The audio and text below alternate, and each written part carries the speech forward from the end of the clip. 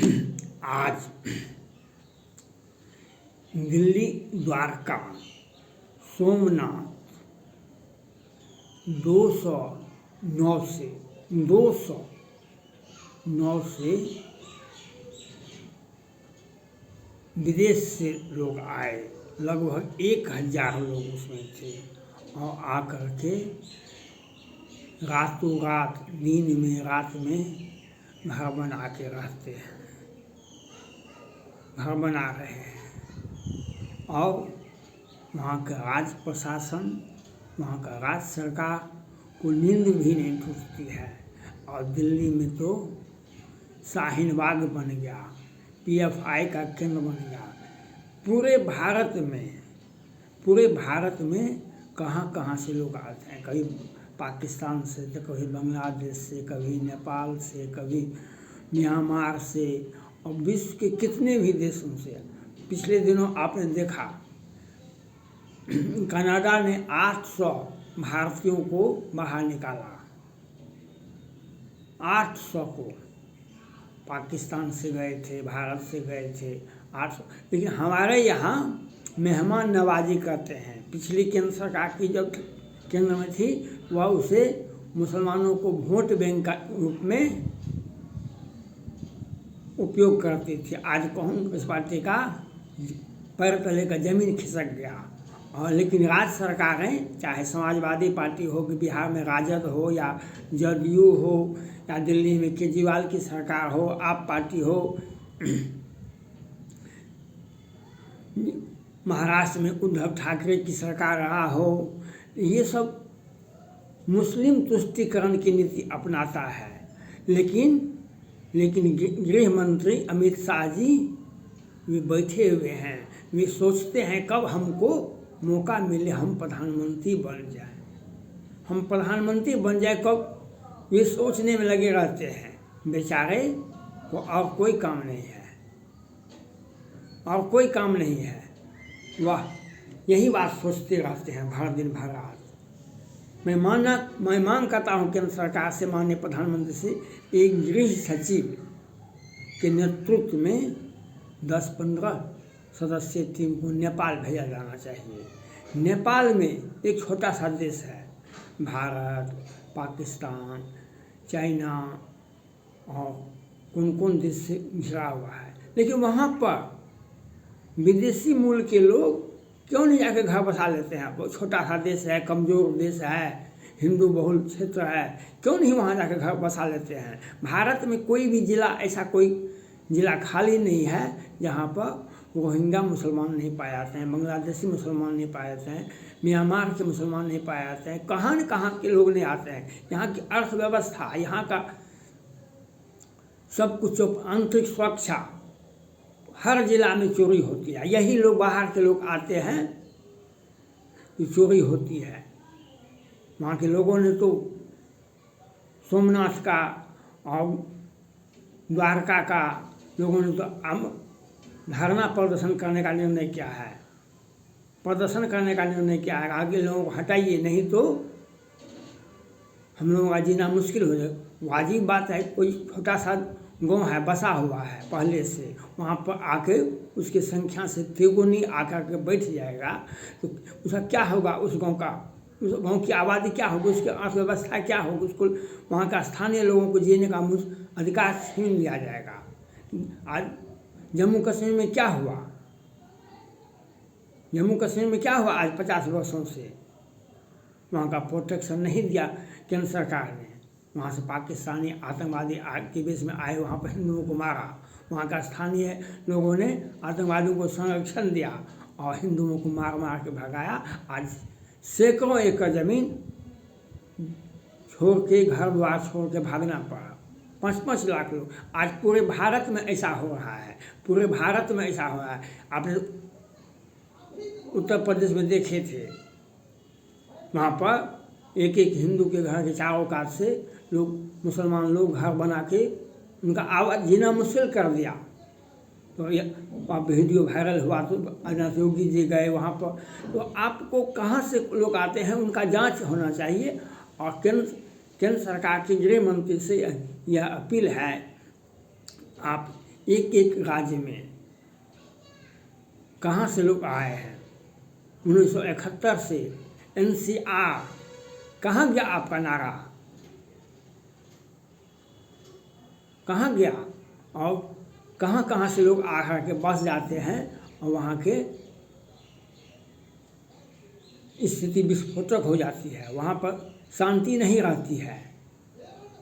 इसके लिए आपको सोचना पड़ेगा, इसके लिए कुछ करना पड़ेगा। इसके लिए और हिंदू लड़कियों का अपहरण होता है, हिंदू के घर में चोरी डकैती होता है और वहाँ पर हिंदू लड़कियों को हत्या कर दी जाती है। उसकी संख्या इतनी अधिक हो जाती है कि आम आदमी उससे बोल नहीं पाता है।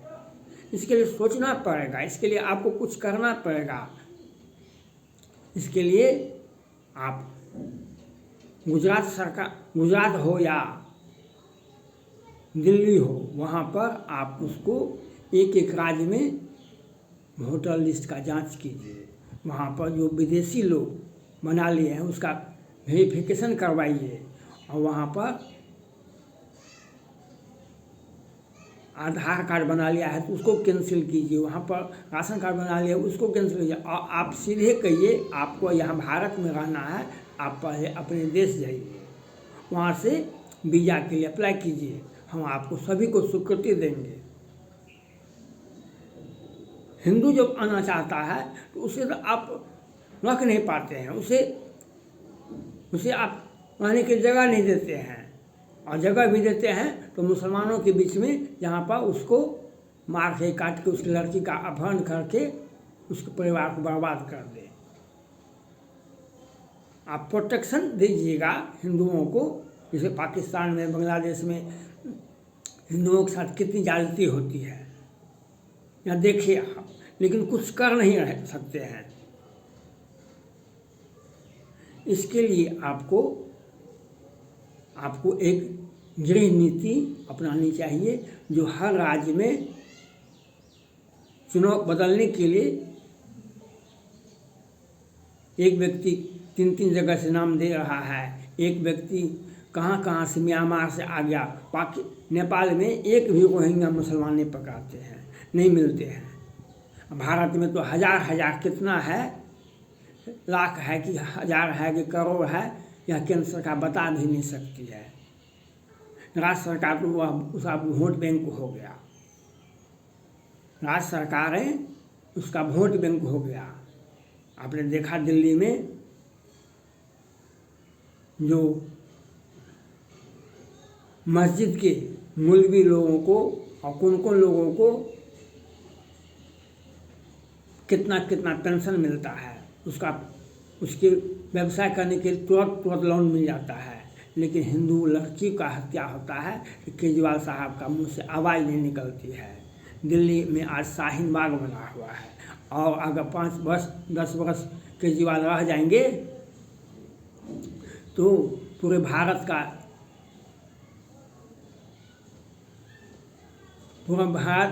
का इस्लामीकरण हो जाएगा। एक आतंकवादी ने घोषणा किया था 2045 तक हम इसको इस्लामिक स्टेट बना देंगे। उसका कहने का कुछ कारण तो होगा, उसका सोच तो कोई नहीं होगा, कहीं उसका काम तो करता होगा। लेकिन हम तो बैठे हुए हैं, हम सबसे, हमारी सेना 56 इंची का है, हमारा सेना 56 इंची का है। हम यही बात बोलते हैं। एक गुजरात को ही ले लिया जाए, माननीय प्रधानमंत्री नरेंद्र मोदी जी का गृह राज्य है, वहाँ पर कितने विदेशी लोग आके बसे हुए हैं, और कब से बसे हुए हैं, उसको क्यों नहीं निकाला जाता है।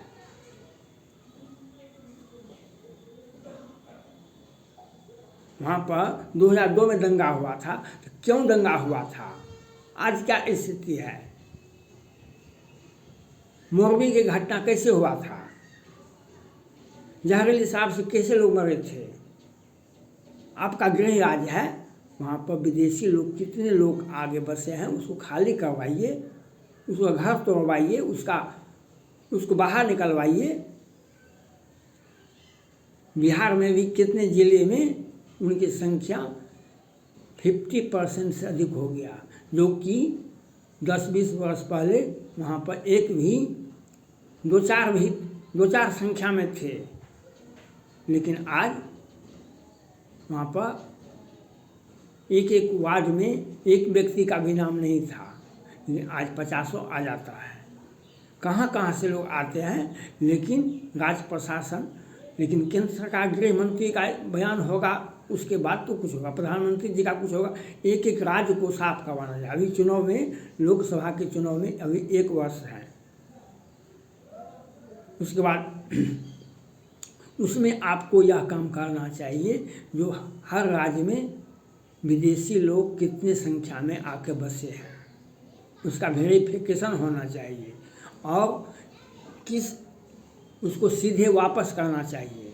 आप वहाँ के राज्य प्रशासन को आदेश देंगे, राज्य प्रशासन वापस करेंगे, उस सेना को, अर्धसैनिक बलों को आप एक टुकड़ी को लगा देंगे।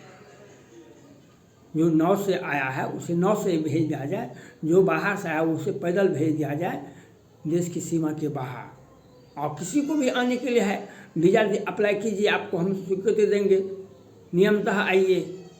और जितने भी लोग अवैध रूप से रह रहे हैं भारत में, उनको वापस होना चाहिए, उसको वापस करना पड़ेगा, नहीं तो देश की अर्थव्यवस्था श्रीलंका की तरह हमारा हो जाएगा और पाकिस्तान की तरह हमारा हो जाएगा। आज छोटा सा देश है नेपाल, उसमें एक भी विदेशी लोग नहीं बच सकते हैं, एक भी विदेशी लोग, एक भी मुसलमान, रोहिंग्या मुसलमान वहाँ पर नहीं पकड़ाते हैं, क्योंकि वहाँ पर रहने के लिए वहाँ की पुलिस ही साधारण रूप से उसे पूछते हैं कहाँ से आया है, कहाँ जाना है, यहाँ पर आकर के बस जाता है। और राज्य सरकारें उसे अपना वोट बैंक, कांग्रेस पार्टी भी यही करती थी पहले,